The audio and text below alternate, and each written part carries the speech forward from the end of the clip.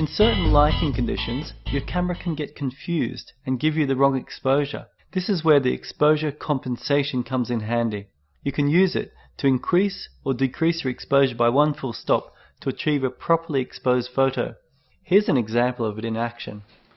When you've got a brightly lit scene outside and the inside has got a different exposure level, you can start to use your exposure compensation. So to do this, is we take a shot through here. We see the outside's brightly lit, but we can't really make out the features of the model's face. So we start to just bring up our exposure compensation there. I've moved up half a stop here, and we start to see the features of the face starting to come out. And so we move through again, another full stop. Start to see the back blowing out, but the model's face coming brightly lit. So I'll just push it a little bit more.